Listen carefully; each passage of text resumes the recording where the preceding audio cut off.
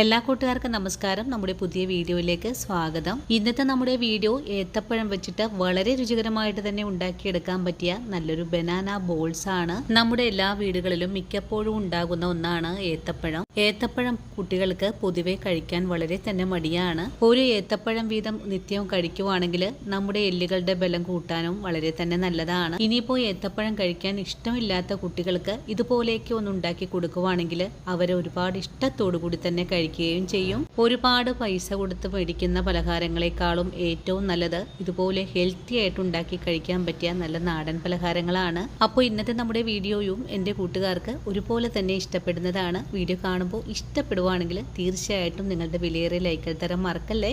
അപ്പോൾ ഉടൻ തന്നെ നമുക്ക് നമ്മുടെ വീഡിയോ കാണാൻ പോകാം.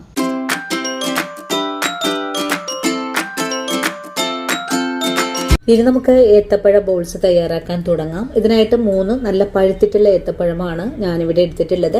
ഇനി നമുക്ക് ഈ പഴം ഒന്ന് കട്ട് ചെയ്തെടുക്കാം. അങ്ങനെ നമ്മൾ ഏത്തപ്പഴം ഇവിടെ കട്ട് ചെയ്തെടുത്തിട്ടുണ്ട്. ഇനി നമുക്കിതൊന്ന് വഴറ്റിയെടുക്കണം. പഴം വഴറ്റിയെടുക്കുന്നതിനായിട്ട് ഒരു പാൻ അടുപ്പിലേക്ക് വെച്ചിട്ടുണ്ട്. ഇനി ഈ പാൻ ഒന്ന് ചൂടായി വരട്ടെ. പാൻ ഇപ്പോൾ നല്ല പോലെ ചൂടായി വന്നിട്ടുണ്ട്. ഇനി നമുക്കിതിലേക്ക് ഒരു ചെറിയ പീസ് ബട്ടർ ഇട്ട് കൊടുക്കാം. ബട്ടറിന് പകരമായിട്ട് നിങ്ങൾക്ക് നെയ്യും ഉപയോഗിക്കാവുന്നതാണ്. ബട്ടർ ഇപ്പോൾ മെൽറ്റായി തുടങ്ങിയിട്ടുണ്ട്. ഇനി ഇതിലേക്ക് നമ്മൾ കട്ട് ചെയ്ത് വെച്ചിരിക്കുന്ന പഴം ചേർക്കാം. പഴം ബട്ടറിലേക്ക് ഇട്ട് കൊടുത്താൽ പിന്നെ നല്ലപോലെ ഒന്ന് ഇളക്കി കൊടുക്കാം. പഴം നല്ലപോലെ ഒന്ന് മുരിഞ്ഞ് ഉടഞ്ഞു കിട്ടണം. അതുവരെയാണ് നമുക്ക് വഴറ്റിയെടുക്കേണ്ടത്. വഴറ്റുന്ന പഴത്തിലേക്ക് നല്ലൊരു കളറിനായിട്ട് അല്പം മഞ്ഞൾപ്പൊടി കൂടെ ചേർത്ത് കൊടുക്കാം. വീണ്ടും നല്ലോണം വഴറ്റിയെടുക്കാം. ഇപ്പോൾ നമ്മുടെ പഴം ഒന്ന് ചെറുതായിട്ടൊക്കെ ഉടഞ്ഞു വന്നിട്ടുണ്ട്. ഇതുപോലൊരു പാകമായാൽ പിന്നെ നമുക്കിതിലേക്ക് 2 കൈപ്പിടി നാളികേരം തിരുമിയത് ചേർക്കാം. നാളികേരം കൂടെ ചേർത്തിട്ട് വീണ്ടും നല്ലോണം വഴറ്റിയെടുക്കാം. ഇനി ഇതിലേക്ക് ഒരു പിഞ്ചളവിൽ ഉപ്പും കൂടി ചേർത്ത് കൊടുക്കാം. ഉപ്പും കൂടി ചേർത്തിട്ട് ഒന്നുകൂടെ ഇളക്കി കൊടുക്കാം. ഇപ്പോൾ നമ്മുടെ പഴം ഒന്ന് ചെറുതായിട്ട് റോസ്റ്റായി വന്നിട്ടുണ്ട്. ഇനി ഇതിലേക്ക് നമുക്കൊരു കാര്യം കൂടെ ചേർക്കാം. 50 ഗ്രാം അളവില് റവയാണ്. റവ കൂടി നമുക്കിതിലേക്ക് ചേർത്ത് കൊടുക്കാം. റവയും ചേർത്ത് കഴിഞ്ഞാൽ വീണ്ടും ഇതെല്ലാം കൂട്ടി യോജിപ്പിച്ച് ഒന്ന് ഇളക്കി കൊടുക്കാം. റവ ചെറുതായിട്ടൊക്കെ ഒന്ന് മുരിഞ്ഞ് കിട്ടണം. ഇനി റവയും പഴവും കൂടെ ചേർത്ത് നല്ലതുപോലെ ഒന്ന് ഇളക്കിയെടുക്കണം. റവയും പഴവുമായിട്ട് നല്ലപോലെ ഒന്ന് ഇളക്കി യോജിപ്പിച്ചിട്ടുണ്ട്. ഒന്ന് ചെറുതായിട്ടൊക്കെ ഒന്ന് മുരിഞ്ഞും വന്നിട്ടുണ്ട്. ഈ ഒരു പരുവമായാൽ പിന്നെ നമുക്കിതിലേക്ക് 1 കപ്പ് അളവില് പാലുകൂടെ ഒഴിച്ചു കൊടുക്കാം. ഏതു പാത്രത്തിലാണോ നിങ്ങൾ റവ എടുക്കുന്നത് ആ ഒരു പാത്രം നിറയെ തന്നെ പാലുകൂടെ ഒഴിച്ചു കൊടുക്കണം. ഇത് തിളപ്പിക്കാത്ത പാലാണ് കേട്ടോ. ഈ പാലും കൂടെ ഒഴിച്ചു കൊടുത്ത് ഒന്ന് നല്ലപോലെ ഇളക്കി യോജിപ്പിച്ചതിന് ശേഷം ഇതിലേക്ക് മധുരത്തിന് ആവശ്യമായ പഞ്ചസാര ചേർക്കാം. മധുരം നിങ്ങളുടെ ഇഷ്ടത്തിനനുസരിച്ച് ചേർക്കാവുന്നതാണ്. ഞാനിവിടെ ഒരു 1.5 സ്പൂൺ അളവിൽ മാത്രമാണ് പഞ്ചസാര ചേർക്കുന്നത്. പഞ്ചസാര ചേർത്ത് കഴിഞ്ഞാൽ വീണ്ടും നമുക്ക് നല്ലപോലെ ഇളക്കി ഒന്ന് യോജിപ്പിച്ചെടുക്കാം. ഇനി ഫ്ലെയിം അങ്ങ് കുറച്ച് വെച്ച് കൊടുക്കണം. 3 പഴത്തിന് നമ്മളിപ്പോൾ എടുത്തിട്ടുള്ള റവയുടെ കണക്ക് കറക്റ്റാണ്. ഇനിയിപ്പോൾ നിങ്ങൾ കൂടുതൽ ക്വാണ്ടിറ്റിയാണ് ചെയ്യുന്നതെങ്കിൽ റവയുടെ അളവും കൂട്ടി എടുക്കേണ്ടതാണ്.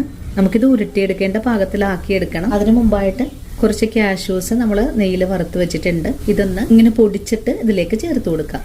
ഇതും കൂടി ചേർത്ത് ഒന്നുകൂടെ ഇളക്കി മിക്സ് ചെയ്തെടുക്കാം. അതിനിപ്പോൾ ഇതെല്ലാം കൂട്ടിച്ചേർത്ത് ഒന്ന് ഇളക്കി കൊടുത്തപ്പോഴേക്കും ഈ ഒരു പരുവത്തിലേക്ക് ആയി വന്നിട്ടുണ്ട്. ഇതേ ഒരു പരുവമായാൽ പിന്നെ നമുക്ക് ഫ്ലെയിം അങ്ങ് ഓഫ് ചെയ്ത് കൊടുക്കാം. ഫ്ലെയിം ഓഫ് ചെയ്ത് കൊടുത്തതിന് ശേഷം നമ്മൾ തയ്യാറാക്കിയിട്ടുള്ള ഈ ഒരു കൂട്ട് ഒരു പ്ലേറ്റിലേക്ക് മാറ്റാം. ഇനി നമ്മുടെ പഴത്തിന്റെ ചൂടൊന്ന് ആറി വരുന്ന സമയത്ത് ചെറിയ ചെറിയ ബോൾസ് ആക്കി മാറ്റാവുന്നതാണ്. ഇതുപോലെ കയ്യിൽ വെച്ചിട്ട് നമുക്കൊന്ന് ഉരുട്ടിയെടുക്കണം. ഇതുപോലെ നല്ല ഷേപ്പായിട്ട് തന്നെ നമുക്ക് ഉരുട്ടിയെടുക്കാൻ സാധിക്കും.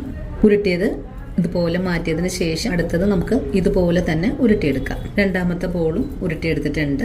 നമുക്കിനി എല്ലാം ഉരുട്ടിയെടുത്തിട്ട് വരാം. അങ്ങനെ നമ്മുടെ ബോളെല്ലാം ഞാനിവിടെ ഉരുട്ടിയെടുത്തിട്ടുണ്ട്. ഞാൻ ബോൾ ഉരുട്ടുന്നതിന് മുമ്പായിട്ട് ഒരു കാര്യം ഇതിലേക്ക് ചേർക്കാൻ മറന്നിട്ടുണ്ടായിരുന്നു. ഏലക്കപ്പൊടിയാണ് കേട്ടോ. അത് കാണിക്കാനായിട്ട് വിട്ടുപോയിട്ടുണ്ട്. അപ്പോൾ നിങ്ങൾ ബോൾ ഉരുട്ടിയെടുക്കുന്ന സമയത്ത് കുറച്ച് ഏലക്കപ്പൊടി കൂടി ചേർത്തിട്ട് വേണം ഉരുട്ടിയെടുക്കാനായിട്ട്. ഇനിയിപ്പോൾ നിങ്ങൾക്ക് ഏലക്കപ്പൊടി ചേർക്കാൻ താല്പര്യമില്ലെങ്കിൽ വാനില എസൻസ് വേണമെങ്കിലും ചേർത്ത് കൊടുക്കാവുന്നതാണ്. ഇനി നമുക്കിതൊന്ന് ഫ്രൈ ചെയ്തെടുക്കാം. വീണ്ടും നമ്മൾ അതേ പാൻ തന്നെ അടുപ്പിലേക്ക് വെച്ച് കൊടുത്തിട്ടുണ്ട്. ഇനി പാൻ ചൂടായി വരുമ്പോൾ നമുക്കിതിലേക്ക് കുറഞ്ഞ അളവിൽ നെയ്യ് ചേർത്ത് കൊടുക്കാം. 1 സ്പൂൺ അളവിൽ തന്നെ നെയ്യ് ചേർത്ത് കൊടുത്തിട്ടുണ്ട്. നെയ്യൊന്ന് മെൽറ്റായി വരട്ടെ. നെയ്യ് ഇപ്പോൾ നല്ലോണം ചൂടായി വന്നിട്ടുണ്ട്. ഇനി നമുക്ക് ഈ ബോൾസ് എല്ലാം നെയ്യിലേക്ക് ഇട്ട് കൊടുക്കാം. ഇനി നമുക്കിതൊന്ന് മുരിയിച്ചെടുക്കണം. അതിനായിട്ട് ഒന്നിലൊന്നും മുട്ടാതെ തന്നെ നിരത്തിയിട്ട് കൊടുക്കാം. ഇപ്പോൾ ചെറുതായിട്ടൊക്കെ ഒന്ന് മുരിഞ്ഞു തുടങ്ങുന്നുണ്ട്. നമുക്കിതൊന്ന് മറിച്ചിട്ട് കൊടുക്കാം. ഒരുപാട് ബലം കൊടുത്ത് നമ്മളിത് മറിച്ചിട്ട് കൊടുക്കരുത്. അങ്ങനെ ചെയ്യുവാണെങ്കിൽ പൊടിഞ്ഞു പോകാൻ സാധ്യതയുണ്ട്. നല്ല സോഫ്റ്റ് ആയതുകൊണ്ട് വളരെ ശ്രദ്ധിച്ച് വേണം നമുക്കിതൊന്ന് മറിച്ചിട്ട് കൊടുക്കാനായിട്ടും. എല്ലാ ഭാഗവും ഒന്ന് മറിച്ചിട്ടൊക്കെ കൊടുത്തിട്ടുണ്ട്.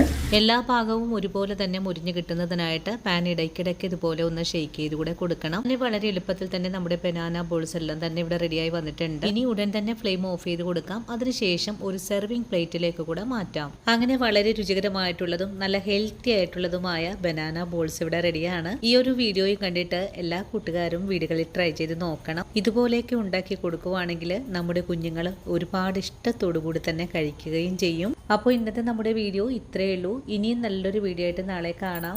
അതുവരെയും വീഡിയോ കണ്ട് സപ്പോർട്ട് ചെയ്ത എൻ്റെ എല്ലാ കൂട്ടുകാരോടും ഇനിയും കാണാനിരിക്കുന്ന എൻ്റെ പ്രിയ കൂട്ടുകാരോടും ഒത്തിരി നന്ദി സ്നേഹമൊക്കെ അറിയിക്കുന്നു. വീഡിയോ കാണുമ്പോൾ നിങ്ങൾക്ക് ഇഷ്ടപ്പെടുവാണെങ്കിൽ തീർച്ചയായിട്ടും ഇന്നത്തെ നിങ്ങൾക്ക് കിട്ടിയ ഈ ഒരു അറിവ് നിങ്ങളുടെ കൂട്ടുകാരിലേക്കൊന്ന് ഷെയർ ചെയ്ത് കൊടുക്കണേ. അതുപോലെ വീഡിയോ കണ്ടുകൊണ്ടിരിക്കുമ്പോൾ തന്നെ നിങ്ങളുടെ വിലയേറിയ ലൈക്കുകൾ തരാനും മറക്കല്ലേ.